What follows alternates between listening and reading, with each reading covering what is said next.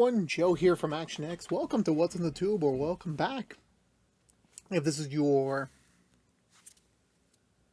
third Rookie Season 8 episode review, hope you're doing well. Hope you're staying safe out there in the bigger world. Yeah, lots to talk about. Big news is that the Rookie is being moved to Monday nights, starting next week's episode. I was a little caught off guard by this, and I'm very thankful I did not finalize my schedule yet for the rest of the winter and spring time slots. Well, it's great, you know. The Rookies season 8 premiere poised, I believe, one of the biggest ABC premieres of all time, which is crazy to say about. I'm a little concerned by the move because obviously they had such a good thing going there. And before I continue that side thought, I ate popcorn earlier. I got a kernel stuck in my mouth. So if you see me drinking more water than usual, I do apologize for that. I am very much trying to fight it right now. I am not getting that out. Anyway, so yeah, you had a little thing. You had the High Potential, Will Trent, and then the Rookie. Kind of like this weird procedural crime, you know, Trinity on Tuesday nights. Kind of was like a low-key effort, and now they're replacing it with some drama from he's from Grey's Anatomy. He's a big actor in television. I don't know much about him. I claim to be a TV expert. I don't know too much about TV. If you really want to question my lineage, even though I've watched a lot of shows already, over 100 shows at this point in my life, I haven't watched everything yet, and I probably won't even with this one. I could be wrong though. You know, I never say never with show, but like at least what the pitch for the show doesn't really suit me, mind you, at this current day and time. I think it worked. It did not work. Anyway, so yeah, so the Rookie's moving to next week, Monday nights. As usual, we will do our best to do the reviews live. There might be some time periods where we are not able to. That will be notified as much as possible. But again, you know, moving to a new night, kind of very suddenly, you know, you assume this would be kind of pre-planned out, you know, like, I don't know. I really don't know. I guess they really want to make the show work. And, you know, I mean, I don't blame them. I really don't blame them, you know. As we're dwindling down on scripted content, you want to give them the best effort to perform. So yeah, Rookie's being moved next week. So we will hopefully have our reviews out by end of Monday night, but more realistically Tuesday. So just a little FYI for the change. So there you go. So we will be back on a new scheduled night next week. But with all that being said, congrats on the rating success. Let's see how the move goes. Kind of concerning, at least from my POV, that we haven't seen any renewals yet. We're about basically 4 months into the television season.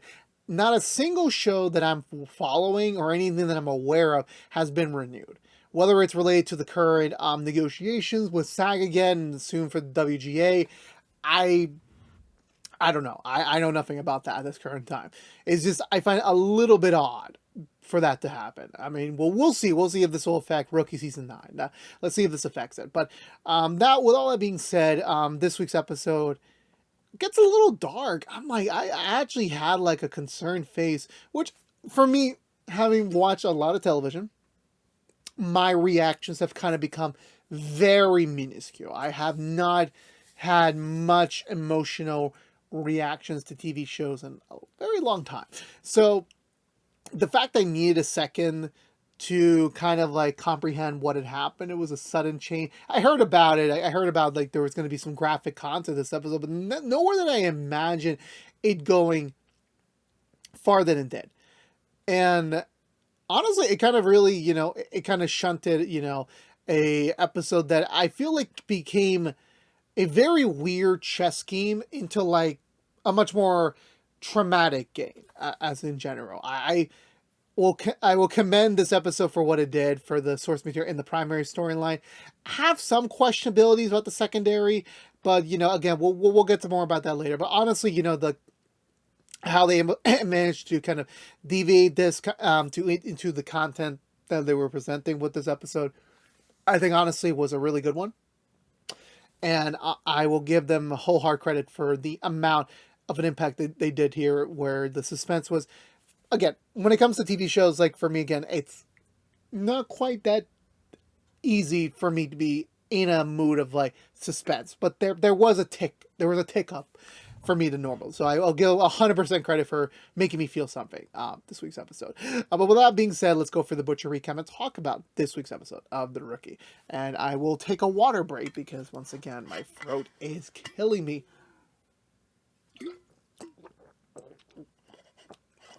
I don't think it did not work. Yeah, got that. I'm gonna have to plunge myself in my fingers later to get that. I apologize for the graphicness of that comment, but we kick it off with Shannon Bradford's domesticated day 2 or 3. I forgot exactly we pick. No, actually, we're not there yet. The real cold open is that Miles is paying a visit to our dear old friend Ridley, which this was the surprising moment for me because I'm like, part of me is like, Ridley's storyline is kind of done. Like, I could be wrong, but I'm like, I really don't see a need for Ridley to continue. I mean, again, like I'm pretty sure. I know he did the actor did a podcast when he finished up his role. He had a lot of rookie cast members. I'm pretty sure they love him on The Rookie. They just probably couldn't find a substantial way to kind of keep him going each and every week for every season. Totally understandable. You'd have to limit what you can produce on television to get the best quality possible. So I'm sorry to him, but I don't know. It's like, I don't know. Like, of every character that we have yet to kind of make a return appearance, we pick Ridley. Okay, that's just my opinion. If you wish to correct me, it is what it is. But Miles is paying a visit to him. They haven't seen each other since Ridley's accident, and then him getting basically 100% dismissed from the LAPD. So it's been a very rough go at him. He's been trying for many months now to repent and trying to kind of reach out to everyone to apologize, but to no surprise, no one's feeling it. No one wants to give him a second go, except for Miles, because Miles is kind of trying to turn this new leaf, trying to give people a second chance, and him wanting to give Ridley a second chance is why he's here today, delivering him a very delicious looking breakfast burrito. Then we cut over to Lucy and Bradford's first week of domestication. It's not going quite well for dear old Bradford, who has been very much living in solitary confinement for maybe the better part of nearly 2 decades of his life. Now having Lucy moved in, who has yet to unpack any of her stuff.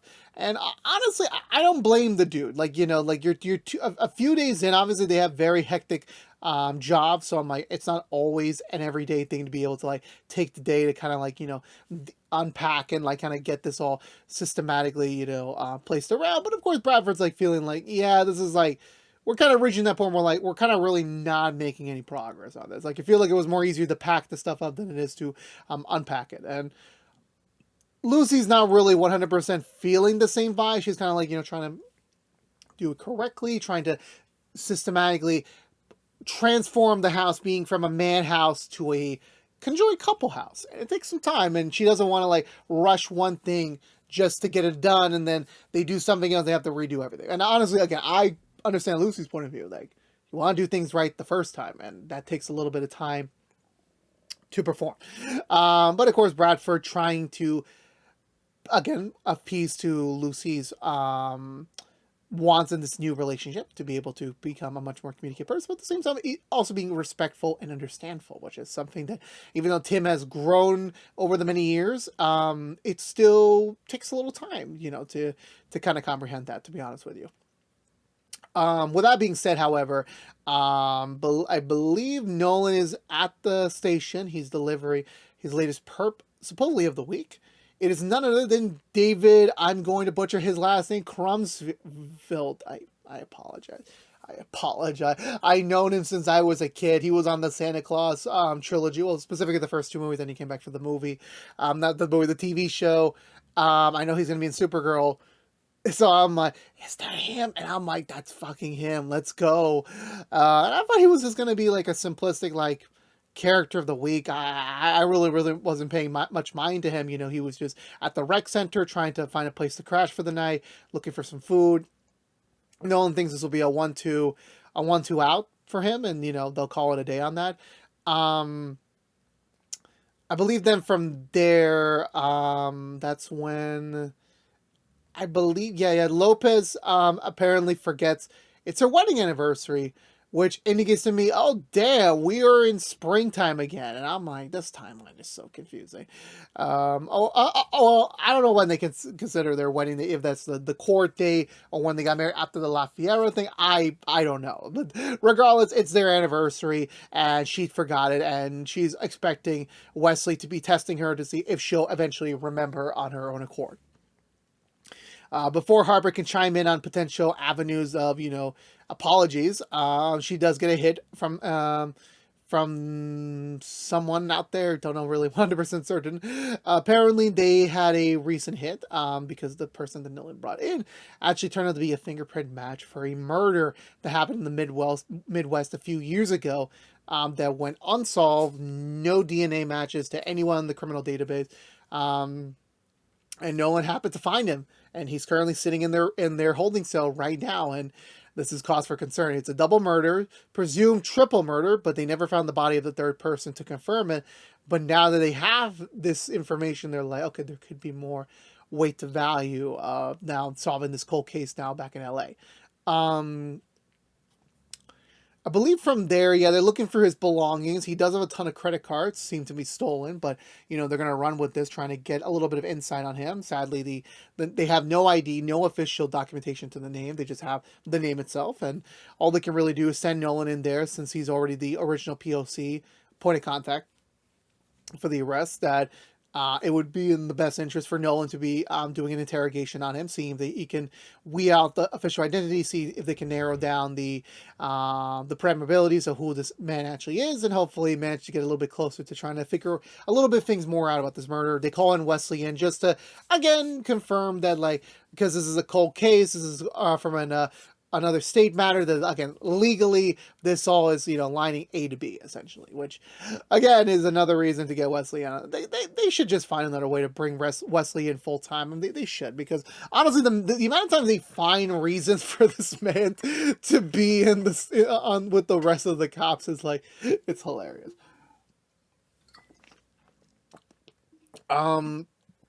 So they also run the credit cards that he has in his possession. There was a recently used one at a motel not too far away from the station.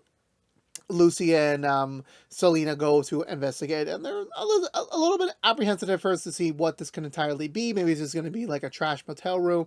But either way, they're there to kind of destroy the alibi he said he has. Also, another shout out to Scott Melvin, who plays Robin in Teen Titans Go, for his appearance as the motel manager. Very, very cool. Very, very nice to see him again.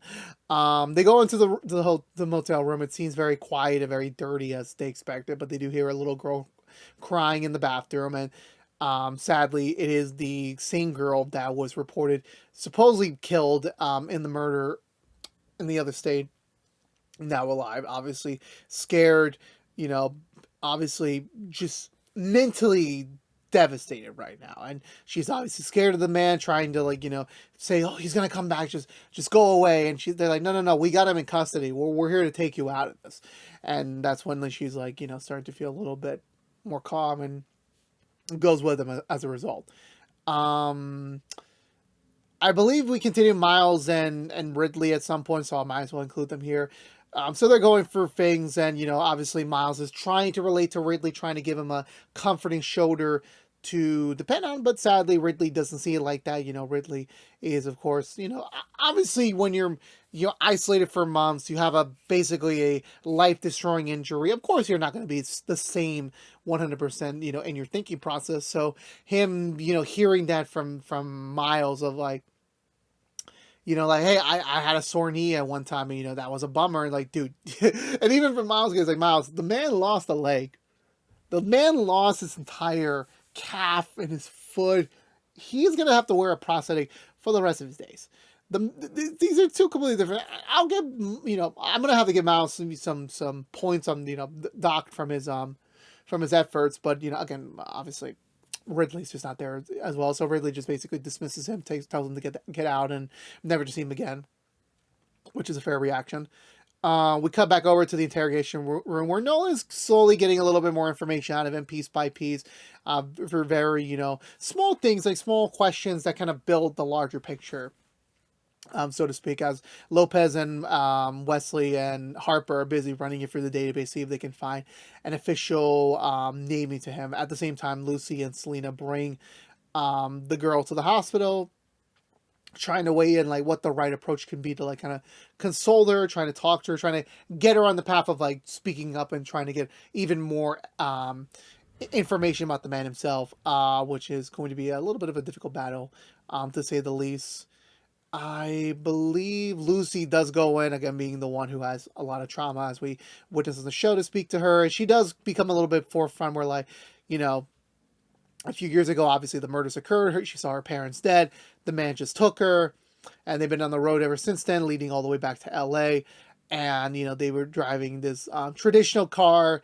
And obviously this gives them the make and model to kind of at least see if there's any further clues that they can find in this vehicle to help pin down the man, while Nolan's still doing the interrogation, which the man is starting to kind of catch on a little bit, that like this isn't exactly a 1-2, case right now, eventually calling their bluff and saying, oh, so you know what I've been doing. Okay, well, bring in the detectives, bring in the lawyer, whatever. Let's get the whole party in here. And he does so. That's kind of when he kind of switches his demeanor to like casual conversationalist person to like being kind of more like a narcissist in control type of person. And that's at the same time where Tim is now exploring the motel room. He finds a lot of demonic drawings, so to speak, indicating that this man has been kind of, let's say it like casually, like delving into like the darker side of faith. Let's call it Ace of Spades there. Even like Bradford gets a little like shocked at like just the graphicness of the drawings, even sending them over to Lopez for comparison. I do believe that's when Nolan and Bradford team up to kind of look back at the rec center. Maybe that's another potential avenue for evidence. See if they can find any clues to see where exactly he left the Ray's car. They look throughout the center. They do manage to find his original car key, but they see a lot of blood leading to outside to the name tag of a missing individual that was just reported earlier that day as missing. So all this connecting mean that he was attempting to capture a second person into his possession. So that is a bit concerning, to say the least, on that matters. And now it's become a race against the time, as they have a missing person to find that was kidnapped by him. They immediately try to like switch over the pod, trying to see if there's any way that they could they can get him to reveal the information. He's like, nope, I have no interest. I will only disclose that information if you allow me to speak to her, the original girl that he's kidnapped for a few years now. They originally declined, but he said like, well, you could decline. I don't give the information. And when you do find the girl dead, then you will have to report back to her and say, oh, you could have basically, because of us trying to protect you, you inadvertently caused this other girl to die. And obviously they're kind of guilt struck by this. Like, they might have to do it in the sake of finding the girl. Juarez is about to tell Lucy the same news about the potentiality of having to give this girl up to have a 1-minute conversation with him again. And that's when, sadly, the girl, which I will give Lucy a little bit of fault of, like, you should have closed that door. These hospital walls, they ain't exactly soundproof. They ain't exactly, like, covering any noise. And they're speaking averagely. And, the hospitals do not have, like, sometimes the best insulation to kind of, soundproof the room. And sadly, the girl does overhear everything, especially when they mentioned the red place, which I'm, like, a little bit concerned, because like originally I thought this was like an analogy for hell. Obviously, this sends the girl into a bit of survival. It's not really fearful mode, where she barricades the door. She goes into the needles container where, like, doctors would throw away the needles after usage to prevent contamination.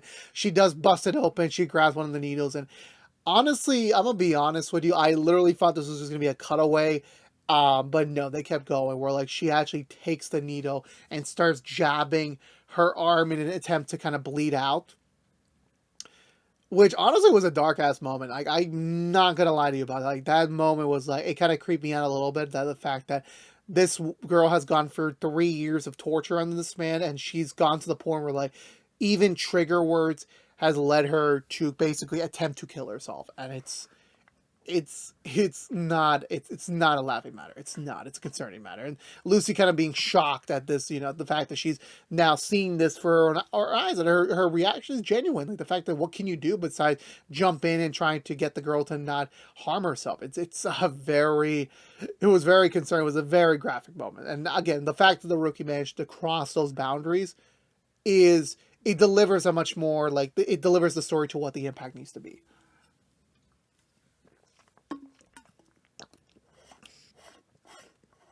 Attempt number 5 has failed. I have not been able to dislodge this popcorn kernel from my mouth. So now everyone's on panic mode, trying to find the girl, looking all around the city, trying to locate her, and eventually, thankfully, Nolan does manage to find her in a parking lot downstairs, like really far below. But sadly, she's already bleeding out. It's been hours since she's been there.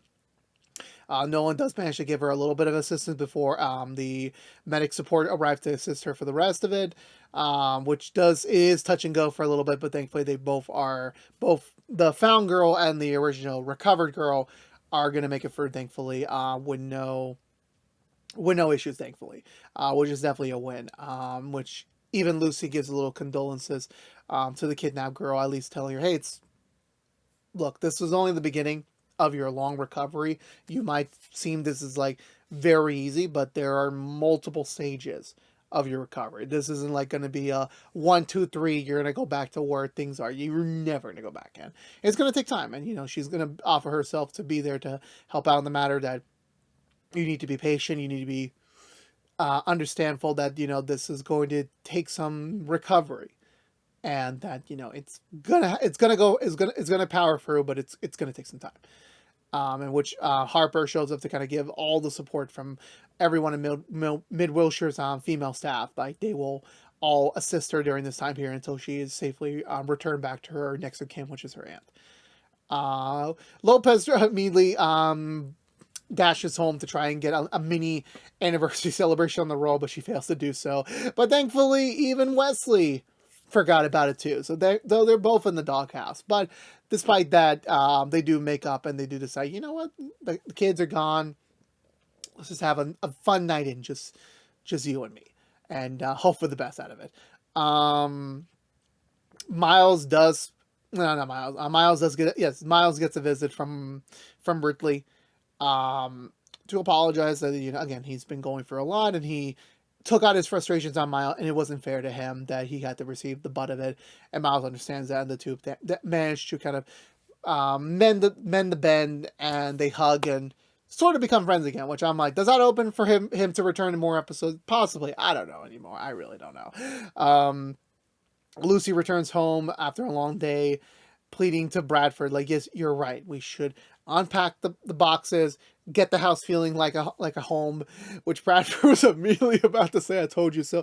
But in the spirit of growth and maturing, he says, you are right. He goes to prepare dinner not prepare dinner, it's a takeout dinner, and he will forcefully volunteer to unpack the entire place himself, while Lucy sits back and chillax, which I'm like, yes, Bradford, you have hit house husband mode. Congratulations, you have been hitting a series of promotions nowadays, Bradford. Bravo to you. Nolan sees the man in question, which I forgot his name this entire episode. I completely forgot. I apologize. Being taken away to prison for holding, while Gray says, like, you know what, just relax. This is part of the job. There's going to be more moments like this. The only thing you can do is just chug down a few beers to kind of forget about it. Which Nolan's like, you're offering me to buy me a beer? And Gray's like, yeah, no, let's go, come on. And I'm just like, yeah. Well, first of all, seeing Gray in casual civvies, like, obviously he's working for Garza now while still employed, and Mid Wilshire has been, like, a very weird thing this episode to see. I forgot to mention there was a whole meeting scene in the bullpen where they're kind of just touching base on the whole thing. I forgot about that entire scene. But, like, seeing him in civvies more often than that is a little bit different. It's a good feeling, too, but at the same time, it just shows the natural evolution of these characters to their next roles. But, it's just something to point out to say. But that was it for this week's episode of The Rookie, which for me, I felt to be very good. I enjoyed the main storyline of them finding the girls, of them like trying to dissect this man's psyche, and just in general like giving the notion of like people can push other people to the depths of their mind and cause at times irreparable damage. And the fact that everyone was on hands on deck on this one, trying to make sure that these poor girls would not suffer under his hand. It was valid and noted, and obviously seeing Nolan's growth in interrogation and trying to hone his skills was all things to note. And just everyone, and especially Lucy, again still acting as the new sergeant and having to use her experience from her past to kind of assist in this matter was all very crucial to see. And it was very noted that even if like Nolan and Lucy are far away from when they were first started, it was still reminders that their journeys at the beginning are still helping them out even to the now. So that was very commended to see that. I'm still a little bit iffy on Ridley coming back. I'm not the biggest fan of that from a personal level. I do understand the storyline they're presenting here, and I do commend them for that. Is this for me personally? I'm not vibing with it. I'm really not. Again, we have tons of other characters from the universe that we could easily pick back on. Exactly why him? If there's a larger game plan, I'm ready for it, but at least at this time period, I don't know. I really don't know. But with all that being said, even with that, I'm still giving this episode 2 thumbs up. Let me know down below, what did you think of this week's episode of The Rookie? I would love to have a conversation with you about it as always, but I believe that's going to do it for me today, everyone. So if you're unaware, this has been What's the Two from ActionX, reviewing every episode in the 8th season of The Rookie. If you want to know what we're doing normally, What's the Two besides our rookie episode reviews, right now we're just doing rookie episode reviews. We will have a new After the Theater movie review up very soon. No ETN, then I've been working very hard on it, so stay tuned for that. And again, like I said before, if you only care about The Rookie, next week we are being moved over to Monday nights, so join us there. We will most likely get our reviews out still on Tuesday in the very early mornings. So I'll see you guys then. But thank you so much for watching. Please subscribe if you haven't yet, like, favorite, share if you want to, ring that bell, and follow social media for more. But until we see each other again, I'll see you all next week. But until then again, please stay safe out there, be good to each other, and as always, peace out.